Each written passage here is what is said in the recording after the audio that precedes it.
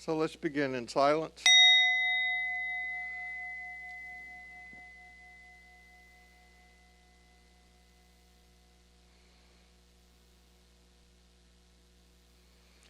Do whatever is necessary for you to be here, to be in the space. Be present, be open.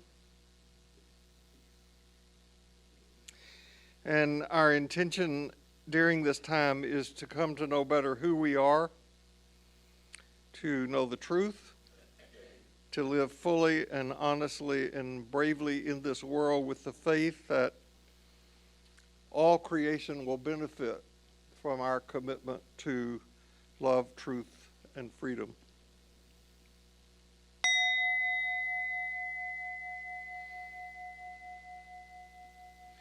So no matter who you are, no matter where you are on your spiritual journey, you are welcome here. Since we're not going to meet for 2 weeks, I want to offer some reflections today that at first may seem like they don't fit together, but I see them as pieces of a jigsaw puzzle, which when turned the right way fit together to make a whole picture, an integer. And that's one of the goals and hopes for what we're doing on this spiritual path, that we consciously and deliberately walk a path into wholeness. I got that phrase, journey into wholeness, from my teacher, Robert Johnson. And if you've read any of his stuff, you know that it's good. So I hope that what you get here today is challenging and comforting at the same time. So 3 weeks ago, I introduced in here a new theme, embracing what scares us as things fall apart. Now you notice that the theme says as things fall apart, not if things fall apart. Because we're always in this never-ending cycle of things arising and falling away, things arising and falling away.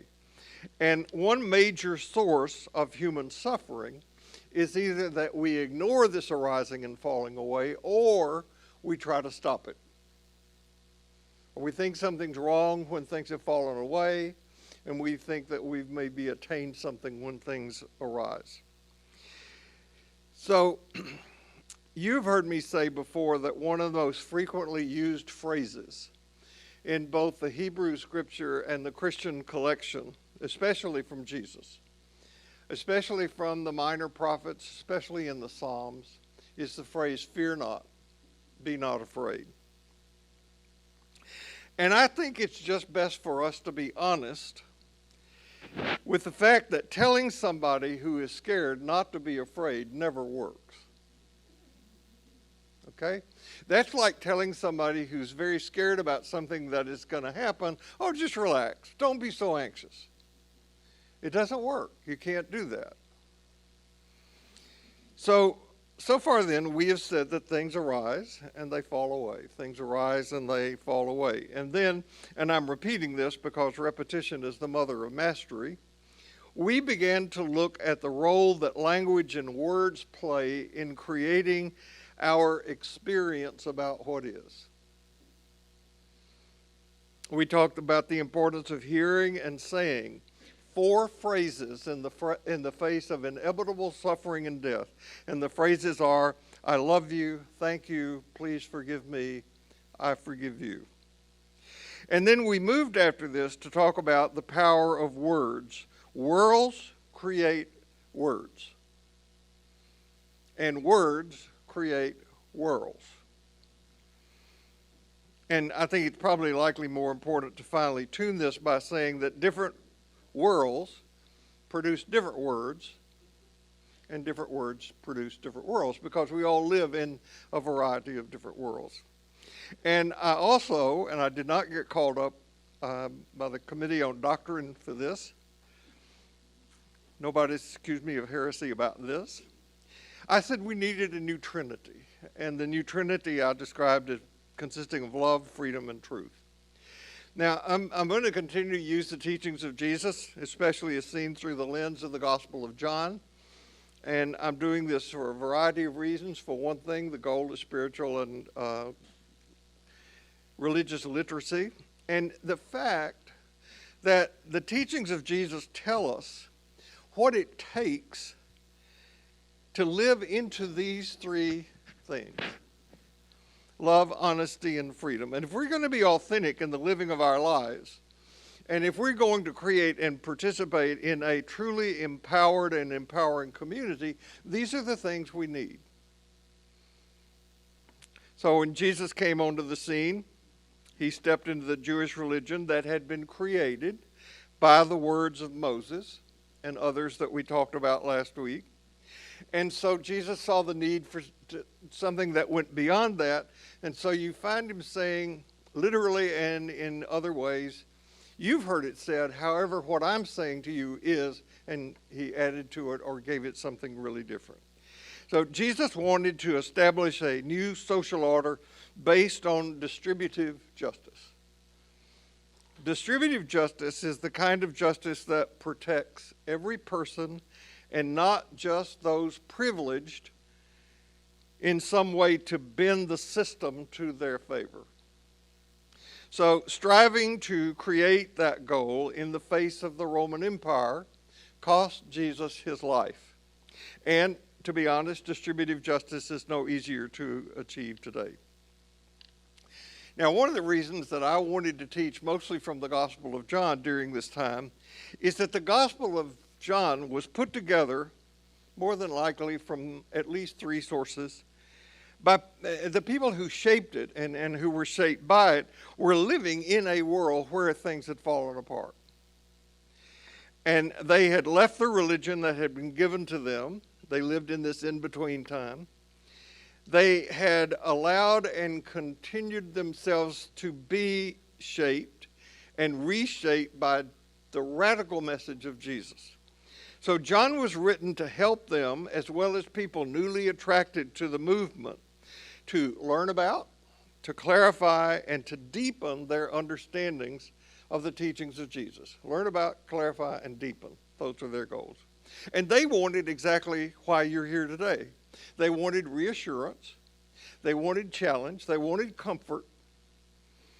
And by the time John was written, these followers of the way had already entered a time of pretty intense physical persecution. That started in about the year 56. John was written somewhere 90, 94, somewhere in that time. And so they knew what it was like to be persecuted for what they believed. Now you keep in mind that these people used the words of the world that they lived in. They did not have our scientific worldview, so they created a world using the words that their world had given them. Okay? Understand that?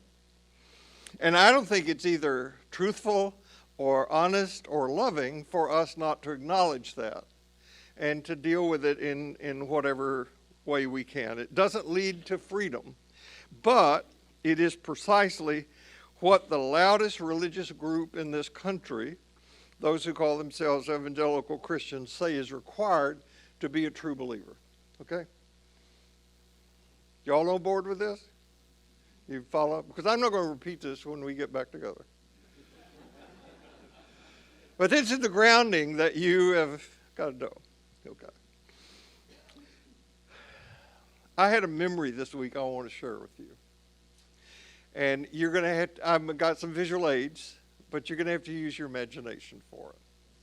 I want to tell you, I had a memory about a time when I was a little guy, 9, when I made an ashtray for my father. Okay? Now, I could not find an exact replica of the thing that I got, but I got a big, round, about this big, and you could use it for a doorstop, piece of crystal glass. Okay? I was going to make my father an ashtray. What I did was I got some paraffin and melted it, and I poured the paraffin into this glass receptacle. Now, some of you will know what this is. When my mother and grandmother and aunts would want to make preserves, they would put them in jars, and after sterilizing them, they would take this paraffin and they would pour it on top of what was in the jar and then put a screw cap on it, and it would stay on the shelf for months fresh that way. Well, I poured that paraffin into this ashtray. Got a picture? And then I got a stencil of the letter K after the paraffin had dried, and I put it in that ashtray on top of the paraffin. Got the picture? And then I took a very sharp X-Acto knife and I cut out all the paraffin, leaving the glass exposed under that K. So when I took the stencil out, what you saw was that K etched in the paraffin in the glass. You got the picture? And then I got some sulfuric acid, and I poured the sulfuric acid in the glass thing on top of the paraffin. Now, the sulfuric acid would not eat away the paraffin, but it would etch itself into the glass, so I left it in the glass container for 3 days. And then I poured the sulfuric acid out, scraped out all the paraffin, washed it up and everything, and I had this beautiful ashtray to give to my father. Okay? You got the picture. I did that.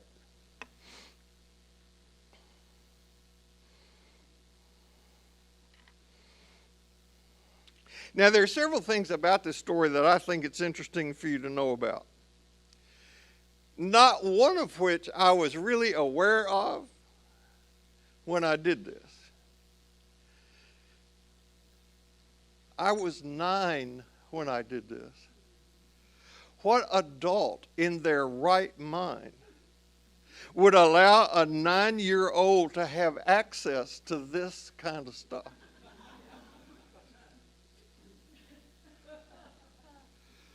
Think about it. Dangerous enough to melt and pour the paraffin, to say nothing of the sulfuric acid.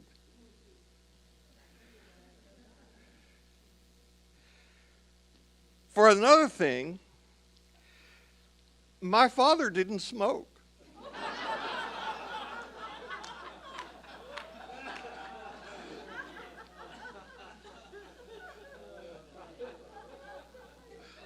A lot of people, now tobacco was a cash crop in Tennessee, and a lot of people in our community and association did smoke.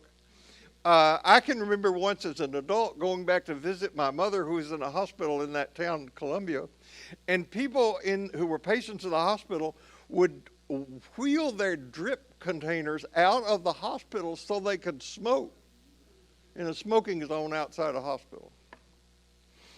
I don't want to be too critical of that. I mean, when I was in training, and I entered training in the 60s here in Houston, doctors smoked in the hospital.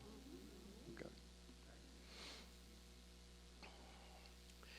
But most disturbingly of all, this ashtray making project was a craft activity in my vacation Bible school.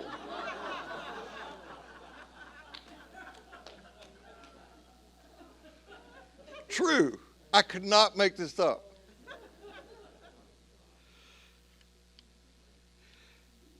Now, the level of ignorance and lack of awareness for this to occur, for a 9-year-old to have access to that stuff in a church setting, is appalling. But at the time, it was no big deal.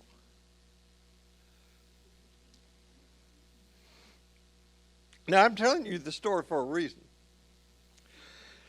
The longer I have lived and the more of my own spiritual work I have done, the more aware I have become and am still becoming about how much further I have yet to go in being free.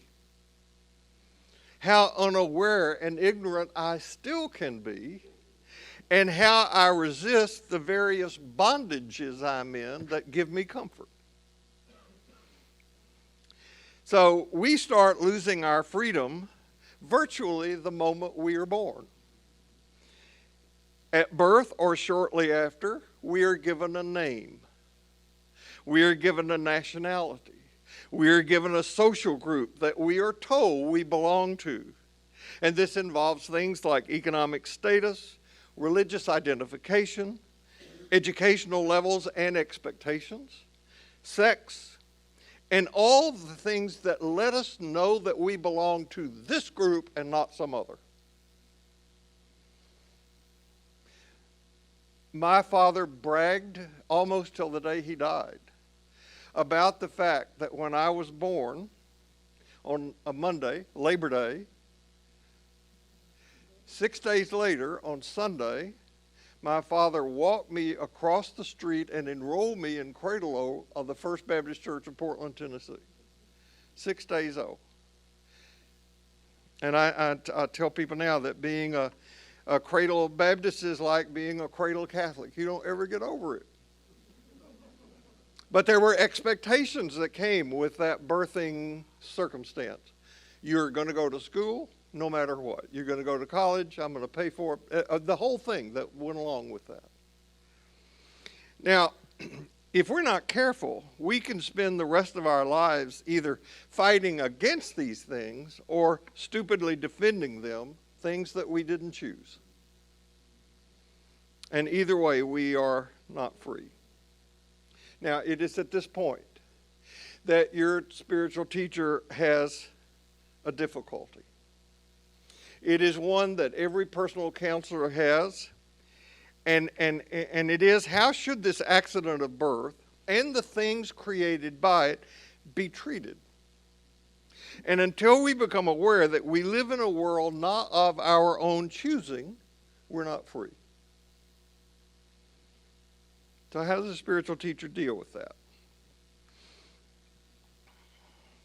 When somebody's hurt and scared, the way to deal with them is as a good mother deals with a upset infant.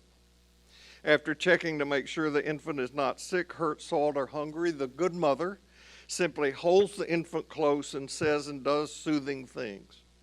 If, however, the child is in clear danger, like in a burning building or about to be hit by the car, the mother's not so gentle. She yells and screams and does just what is necessary to save the child. So the spiritual teacher's dilemma is, should the stance be taken of that of a prophet or a pastor? Of a challenger or a comforter? Of a thunderbolt or a soothing rain? And in what order? This gruff Army sergeant was dealing with a bunch of new recruits, and one morning at assembly, after yelling, "Fall in," he said, "Hey, you, Private Smith, your mother died last night." And the chaplain happened to overhear this and got to the sergeant and told him something. He said, "You just can't do that. You cannot tell people that kind of horrible news that way." Sergeant admitted he had no idea how to do it better, so the chaplain said, "Do you have anybody you love?" And the chaplain said, "Not really. Maybe my cat. I have a cat I love. It's really the only creature that can put up with me." "Well," said the chaplain, "if I heard your cat had died, I wouldn't just blurt it out to you. I might say, 'Hey, Sarge, we just got word that your cat's on the roof and won't come down. And when we get more news, I'll let you know.' And then after you'd adjusted to that, I might say, 'Your cat fell and injured itself.' And if you were dealing okay with that, I would tell you, 'Sarge, your cat has passed on.' The point is to break harsh news gently to people." Sergeant said he understood and he would act accordingly the next time. Sure enough, the next time came. A few weeks later, a morning assembly, he yelled, "Fall in. Hey, Private Jones, your mother's on the roof."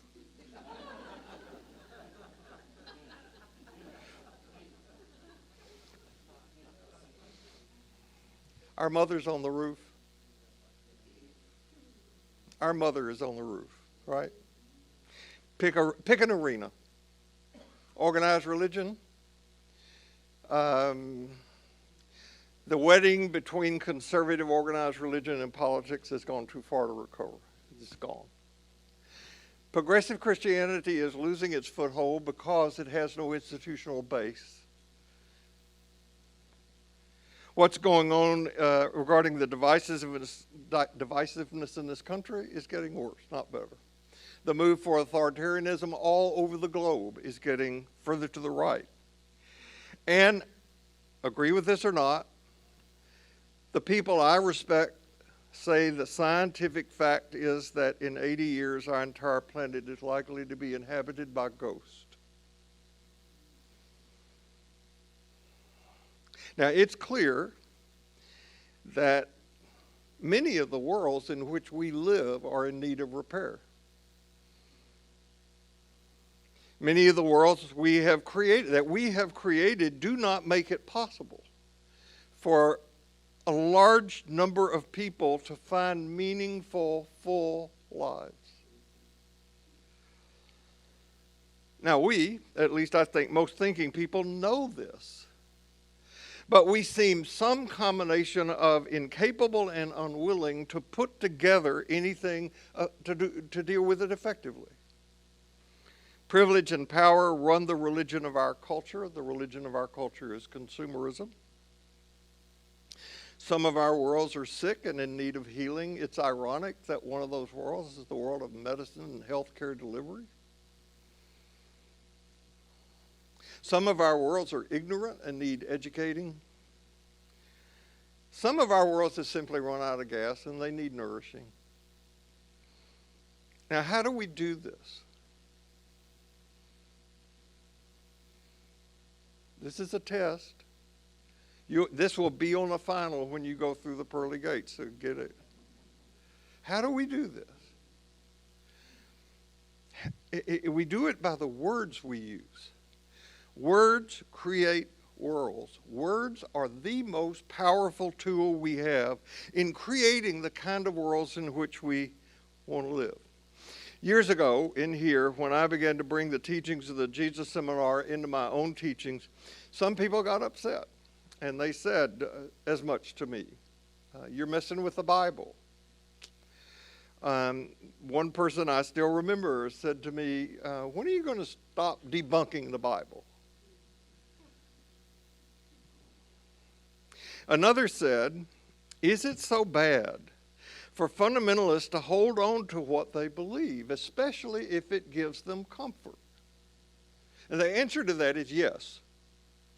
Because fundamentalism is destructive to humans.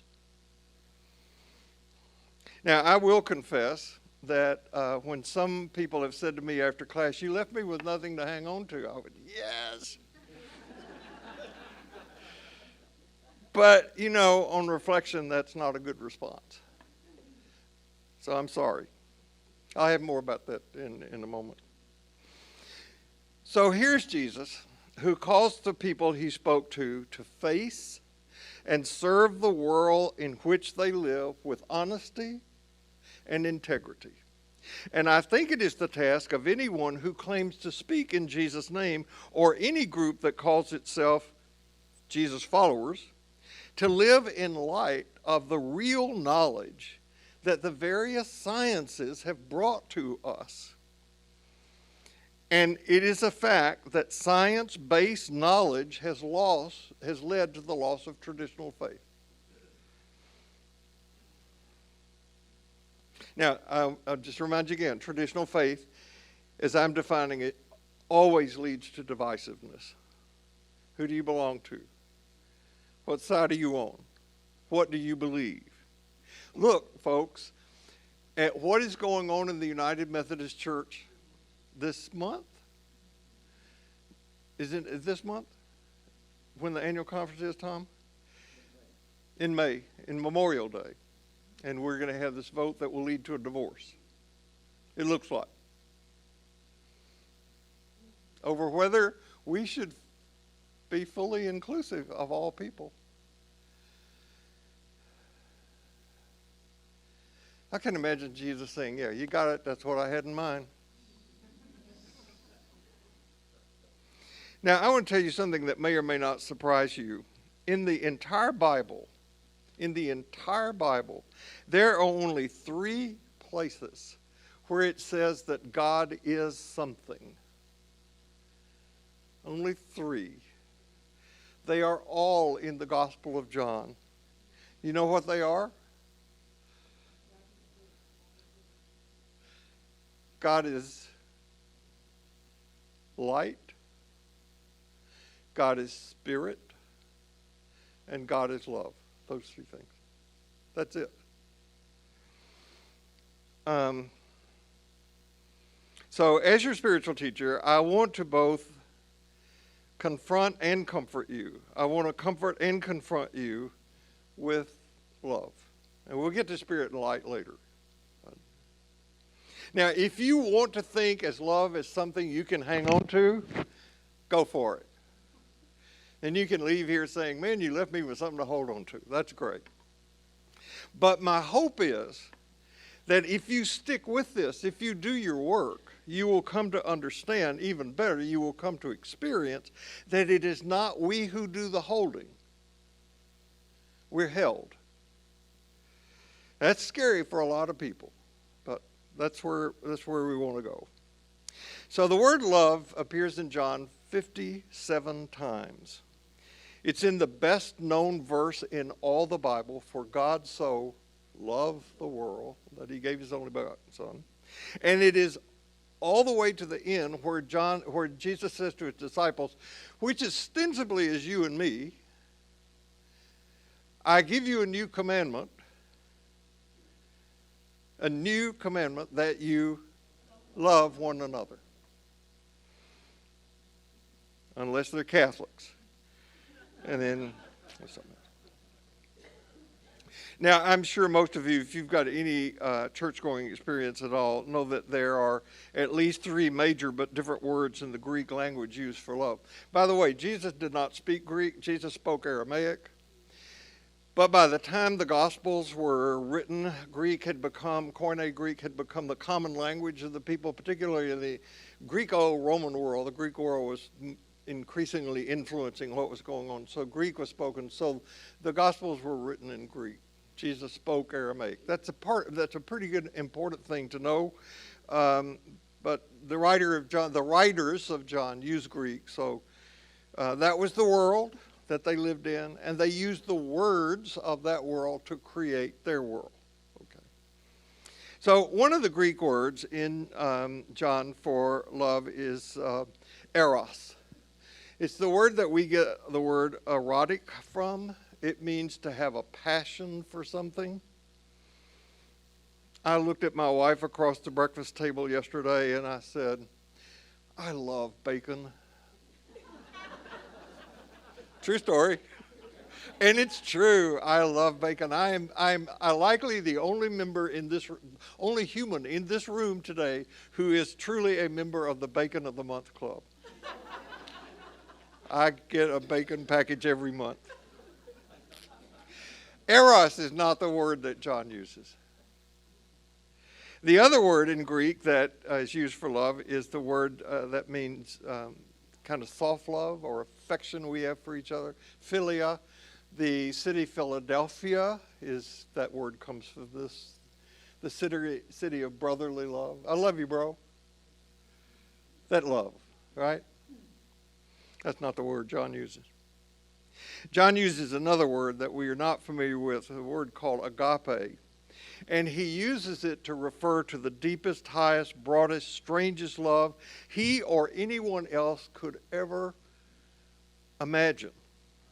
And it is the love that we so desperately need. It's the love our world needs. It's the love we need to express between each other. And yet, paradoxically, it's the love that we are afraid of. I can tell you as a personal counselor, how many times people have said to me, if you really knew me, you wouldn't like me. And what Jesus says is, I do really know you and I love you. Jesus believed, taught, and lived that the community he wanted to create would flourish if it was rooted and nourished in this love. And I believe that if we do the work required to allow this love to come alive in us, we're going to be able to deal with what scares us without being had by our fears. Now, please note what I just said. I did not say that if we have this love, fearful things will go away. They won't, because things arise and they fall away. People and things that we love and adore and think we just couldn't live without are going to pass away. It will break our hearts. It will pierce our hearts. That may be a good thing, a chance to learn something. But the love that I'm talking about gives us the power to deal with what shows up. One of the biggest pictures of somebody being afraid, terrified, is the story told by Jesus on the night before the crucifixion in the Garden of Gethsemane, sweating, pleading, please let me out of this.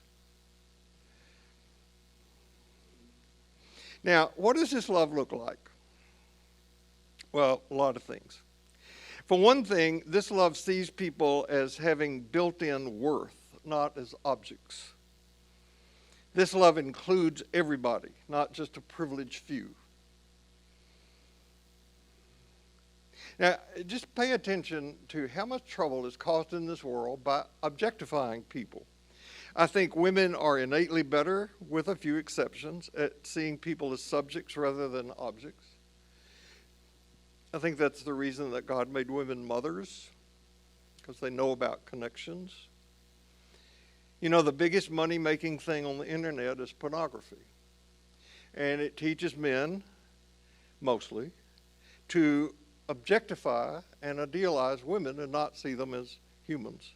I think the most difficult thing for a man in an intimate relationship is to withdraw the projections that he has made on the woman he has fallen in love with and see her as a person. Women can do that. Women can see a bald-headed guy smoking a cigar with a beer belly as cute.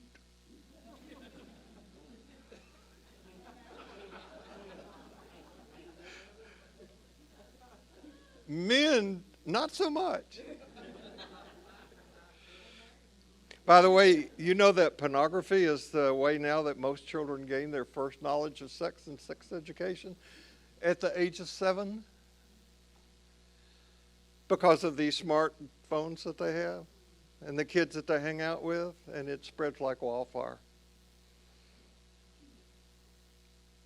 You know, sexism as a problem in our culture can be seen in the resistance our culture and the systems in our culture have to equal pay for equal work. Why is it such a big deal? It's a big deal because our culture is held tightly in the shadow archetype of white male privilege. We're not free. This love is not something one feels, it is rather something one does. It's not something you believe. Now, I was thinking when I was writing this week, as we get further into the Gospel of John, the Gospel of John has a lot of stuff to believe.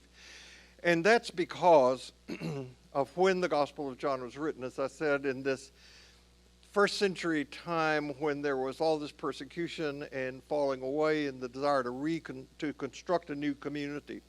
If you go back 3 decades to, say, the composition of Mark, there's almost nothing in Mark to believe. If you go to, for example, the Sermon on the Mount in Matthew, there's not anything in there about what to believe. It's about what to do. It's how you behave. It's how you behave with reference to the widow, the orphan, the stranger. It's about how to behave. By the 4th century, when all the complicated creeds of the church were being written, wasn't anything in there about what to do. The Apostles' Creed is all about, I believe, I believe, I believe.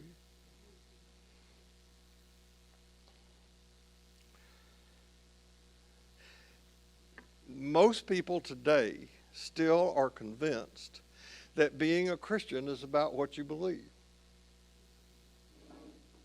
This love, by the way, is truly unconditional. It's given to people who don't deserve it, and it withholds punishment from people we think do deserve it. Don't take my word for this. Read the narratives.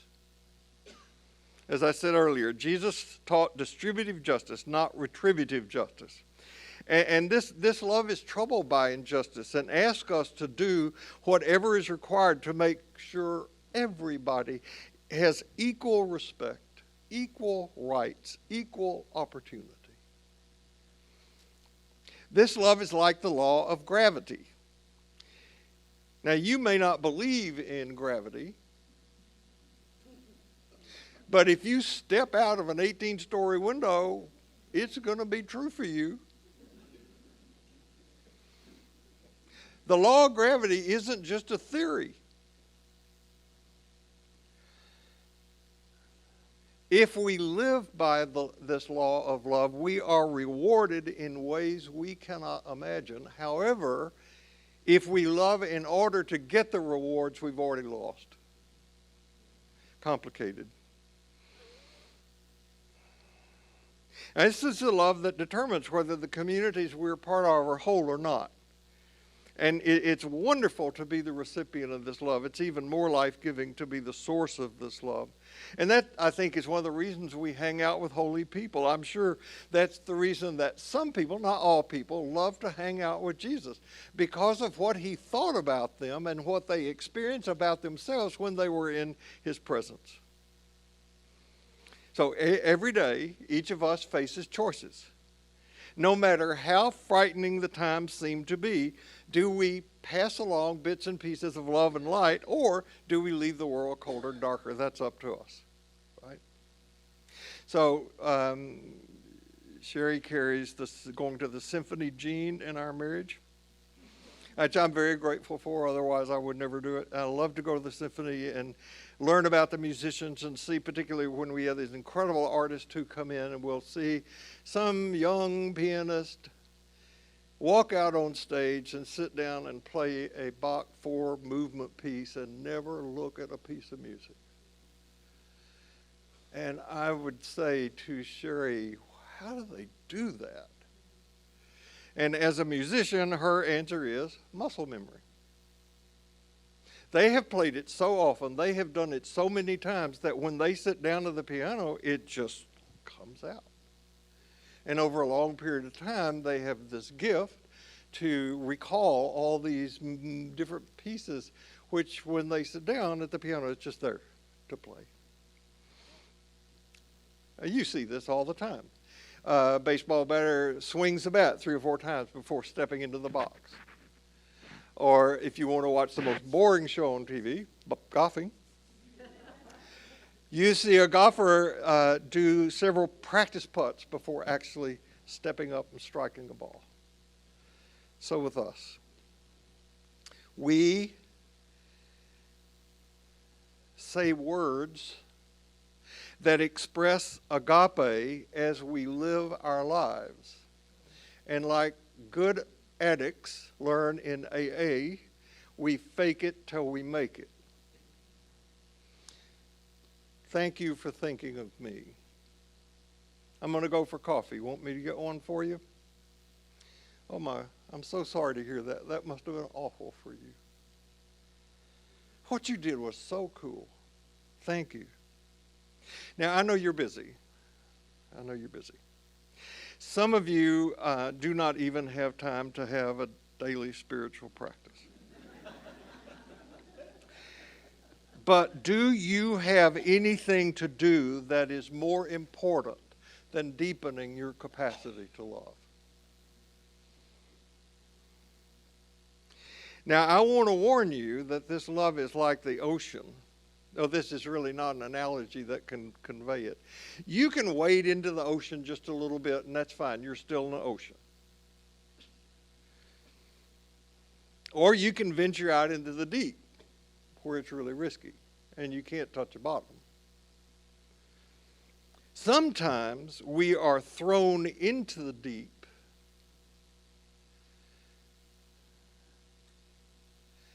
I look at the news stories coming out of Ukraine and I marvel at the love stories I see. What I hear Jesus saying is that this powerful ethic of love is what makes you and me most fully human, and it may just save the world. Now, again, it's not trying to avoid what scares us. It's embracing what scares us. James Baldwin wrote, "Not everything that's faced can be changed, but nothing can be changed until it's faced." So we not only face what scares us, we embrace it. And today, I've tried to focus on the role of both challenge and comfort in the process of transformation. Right? So the prophetic voice helps us face the illusions in which we live. The prophetic voice helps us see what is clearly. And for some people, the prophetic voice feels like a loss of security because the prophetic voice is about letting go. It's about toppling false gods. It's about calling out false religions. So the prophetic path is one that is never popular, nor is it easy. The comforting voice talks about union, communion, love, transcendence, connecting, creating a world of meaning. And usually everybody likes the comforting voice. It's easy for those who so speak to become well established in culture. I think, Jesus could have saved himself a lot of trouble if he'd just given a few lectures at the Sanhedrin and had dinner with Pilate from time to time and talked about philosophy. But I believe we've had too much comfort and not nearly enough of the prophetic. How can we live in a new world if we are comfortable with the one we have? Now, if you go back and look at Christian history, you will find it struggling again and again between comfort and agitation. Usually comfort wins in the institutional religion because it seeks to maintain the status quo. This is how institutions are always so slow for change. I have agitated to change our worship here at St. Paul's for years. We don't need to be saying the Apostles' Creed.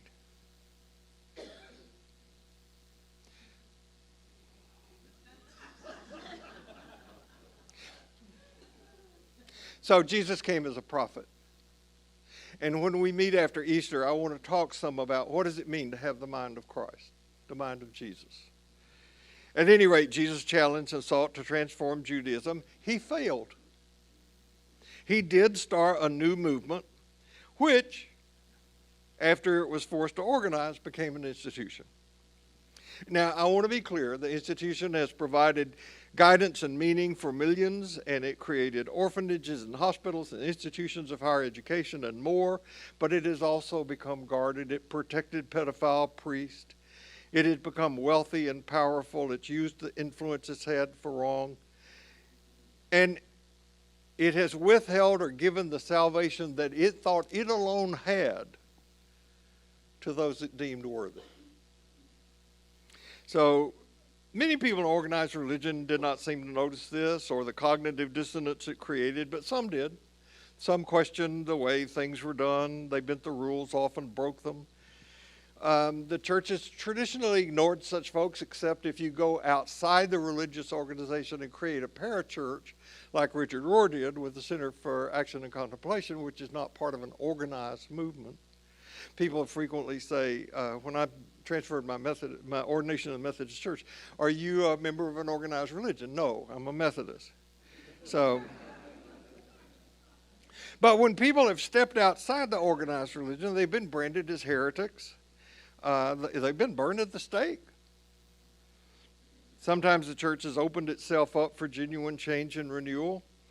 I hope this change and renewal can occur, but what I'm personally hoping for and what my teaching is about is that you and I, having found and experienced both the challenging and the comforting message, will take that challenge and that comfort out of here into the various worlds that we occupy and create, using the words we have, different worlds. I'm a dreamer.